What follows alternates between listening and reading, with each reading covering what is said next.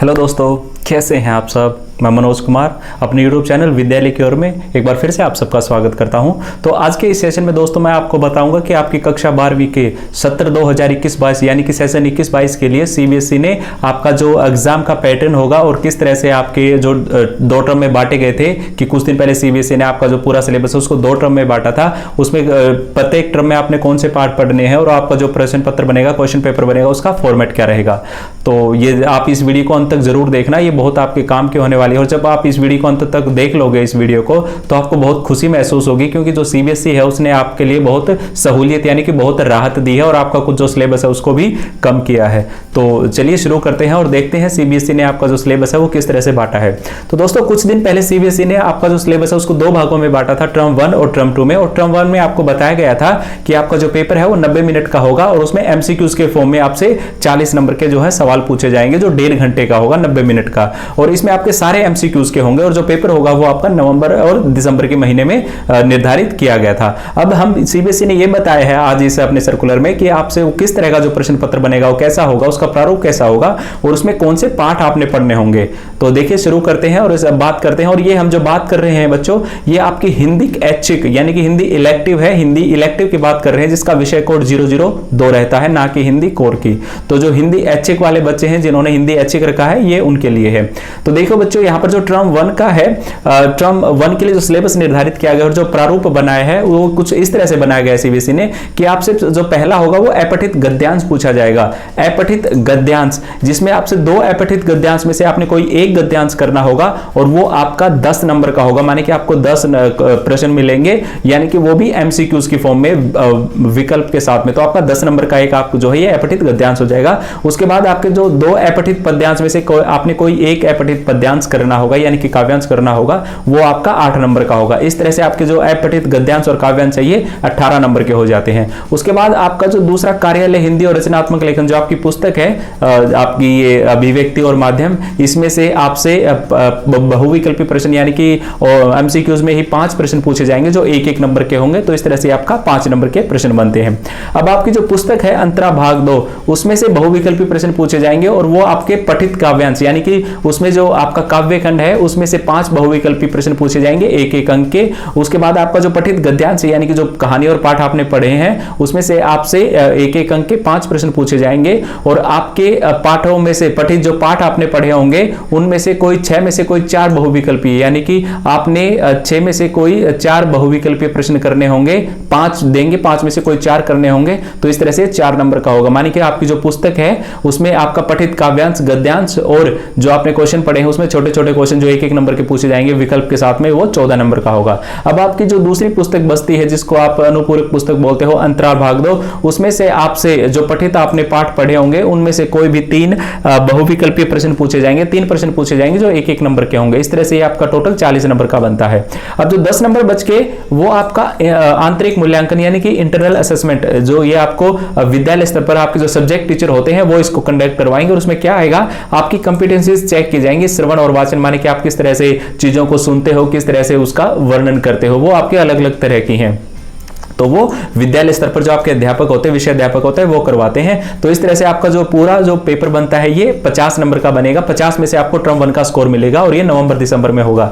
और अब बात करते हैं कि हमने इसमें कौन कौन से जो पाठ है वो पढ़ने हैं। तो हमारी जो अंतरा भाग 2 पुस्तक है उसमें हमने काव्य खंड में जयशंकर प्रसाद जी को पढ़ना है। जयशंकर प्रसाद जी की जो ये कार्नेलिया का गीत है और देवसेना का गीत है, इसको पढ़ना है। विष्णु खरे का एक कम और सत्य, इसको पढ़ना है। और रघुवीर सहाय का वसंत आया और तोड़ो, ये आपके जो कविता है, काव्य है, इसको पढ़ना है। गद्य खंड में हमने रामचंद्र जी शुक्ल जी के द्वारा प्रेम घन की छाया स्मृति, इसको पढ़ना है। पंडित चंद्रधर शर्मा गुलेरी का सुमिरनी के मन के, इसको पढ़ना है। और फणीश्वर नाथ रेणु जी के जो संवदिया है, इनको पढ़ना है। अब आपकी जो दूसरी एक पुस्तक है मीडिया वाली यानी कि अभिव्यक्ति और माध्यम की, उसमें आपने लेखन करना है विभिन्न माध्यमों के लिए और कविता कैसे बनती है इसको जानना है। फिर आपका जो आपकी अनुपूरक पुस्तक है यानी कि अंतराल भाग 2 आपकी जो पुस्तक है उसमें उसमें आपने प्रेमचंद जी का जो एक सूरदास की झोपड़ी है इसको करना है, और संजीव जो संजीव है उनका आरोहण है जो पाठ है उसको पढ़ना है। तो ये आपको ये सिर्फ पाठ आपने टर्म 1 के लिए पढ़ने हैं, और इन्हीं में से आपका टर्म 1 का जो एमसीक्यूज की फॉर्म में जो क्वेश्चन पेपर बनेगा वो यही बनेगा।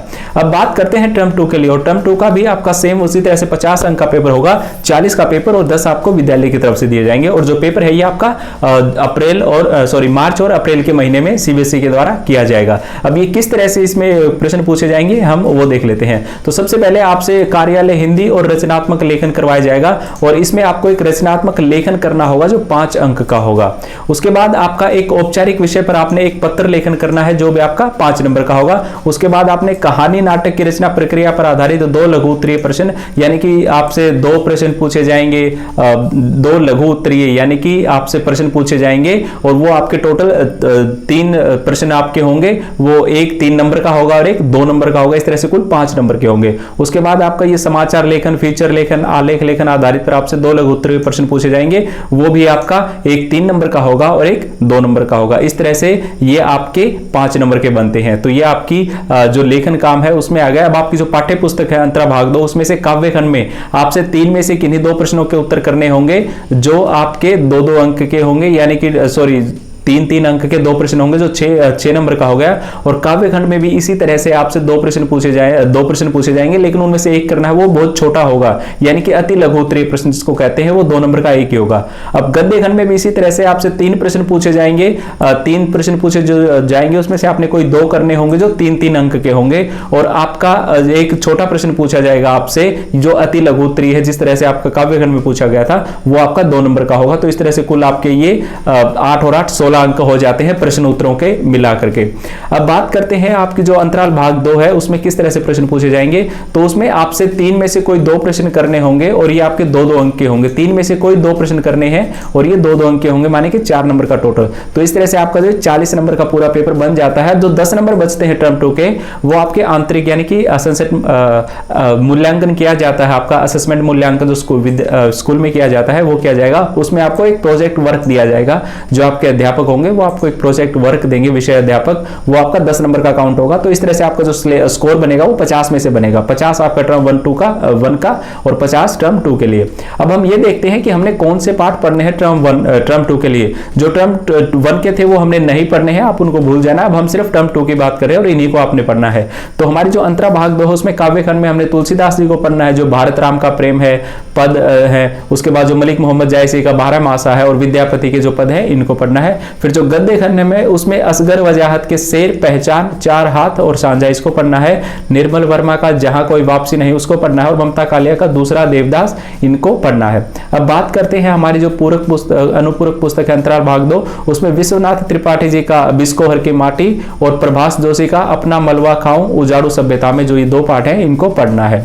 अब आपकी जो अभिव्यक्ति और माध्यम जो पुस्तक है उसमें कैसे लिखे कहानी, पत्रकारिता लेखन, विषय लेखन, स्वरूप और प्रकार, नए और अप्रत्याशित विषयों पर लेखन और नाटक लिखने का व्याकरण, ये आपसे जो टर्म 2 में इनसे आपसे प्रश्न पूछे जाएंगे। तो इस तरह से जो आपको पूरा जो बनेगा ये 2 टर्म में बांटकर, पहला नवंबर दिसंबर में 50 नंबर का, दूसरा मार्च अप्रैल में 50 नंबर का। तो आपका ये अलग अलग के हिसाब से इन्होंने पेपर भी बता दिया, आपका प्रारूप फॉर्मेट भी बता दिया, पैटर्न भी बता दिया, और कौन से चैप्टर आपने पढ़ने हैं और कौन से छोड़ने हैं वो भी आपने बता दिए।